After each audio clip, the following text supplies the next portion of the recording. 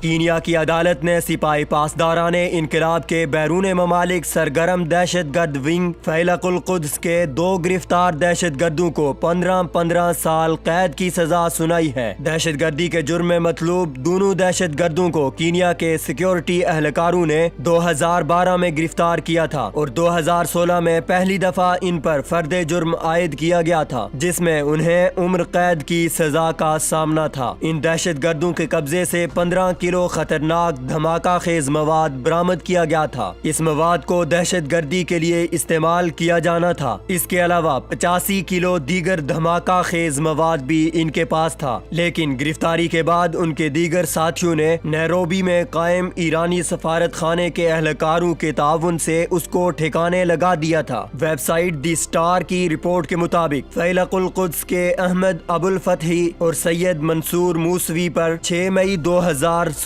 کو دہشت گردی کے مقدمے میں فرد جرم عائد کیا گیا تھا۔ حالیہ عدالتی فیصلے کے بعد انہیں کامیتی جیل منتقل کیا جائے گا، جہاں وہ باقی ماندہ قید کے 10 سال گزاریں گے، جس کے بعد انہیں اپنے ملک سے بے دخل کر دیا جائے گا۔ کینیا کی انٹیلیجنس ایجنسی کے اہلکاروں نے ان دہشت گردوں سے تحقیقات کے نتیجے میں سپاہی پاسداران انقلاب کے دیگر دہشت گردوں کو بھی گرفتار کیا تھا، جن کا مقصد غیر ملکی سفارت خانوں کو نشانہ بنانے سمیت دہشت گردی کی کارروائیاں سر انجام دینا تھا۔ دہشت گردوں کے اس نیٹ ورک پر قابو پانے کے بعد کینیا کے حکام نے ایران نواز دہشت گردی کے خفیہ سیل کو تحلیل کرنے کا اعلان کیا تھا۔ ان دہشت گردوں کو فرار کرانے کی ناکام کوشش کی پاداش میں گزشتہ ماہ فروری کو نیروبی میں تعینات ایرانی سفیر کو بھی کچھ وقت کے لیے انٹیلیجنس اہلکاروں نے گرفتار کیا تھا، جن کو سفارتی استثناء حاصل ہونے کی وجہ سے چھوڑ دیا گیا تھا۔ کینیا کے پراسیکیوٹر جنرل نور الدین حاجی نے ایرانی سفیر پر الزام عائد کیا تھا کہ وہ تہران کی ہدایت پر کینیا کے حکام کے علم میں لائے بغیر فیلق القدس کے دہشت گرد عناصر کو فرار کرانا چاہتے تھے۔ ایرانی سفیر کی گرفتاری اس وقت عمل میں لائی گئی جب سیکیورٹی فورسز نے وزارت داخلہ کے 2 اہلکاروں کو گرفتار کیا، جنہوں نے دہشت گردوں کو چھڑانے کے لیے سفیر سے بڑی رقم لے کر یقین دہانی کروائی تھی کہ 8 فروری سے پہلے ان کو رہا کر دیا جائے گا، جس کے بعد ایرانی سفیر ہادی فرجواند کو ایک فضائی کمپنی کے دفتر سے 3 ٹکٹ خریدتے ہوئے پایا گیا، جن میں سے 1 ٹکٹ سفیر کا جبکہ 2 ٹکٹ قید دہشت گردوں کے تھے۔ حال ہی میں یورپ میں ایرانی سفارت خانوں کی طرف سے دہشت گردی اور جاسوسی کے واقعات میں ملوث ہونے کے بعد کینیا میں ایرانی سفیر کی طرف سے دہشت گردوں کو فرار کرانے کی ناکام کوشش ہے، جس کی وجہ سے ایرانی سفارت خانے عالمی سطح پر اپنا اعتماد کھو رہے ہیں۔ کینیا سمیت دیگر افریقی ممالک کے ساتھ ساتھ نائجیریا میں بھی سپاہی پاسداران انقلاب کی بیرونی ممالک دہشت گردی کی ریاستی ذمہ دار ونگ فیلق القدس کی سرگرمیاں بڑھ رہی ہیں، جس سے مقامی شیعہ آبادی کے بارے میں عوام اور حکام کا غیظ و غضب بڑھ رہا ہے۔ ایران کی ان مذموم حرکتوں کے پیش نظر تجزیہ کاروں کا کہنا ہے کہ ایران نے مذموم مقاصد کی تکمیل کے لیے خاص طور پر ایرانی عوام اور عام طور پر شیعہ مذہب سے تعلق رکھنے والے افراد کے لیے عالمی سطح پر مشکلات پیدا کر دی ہیں۔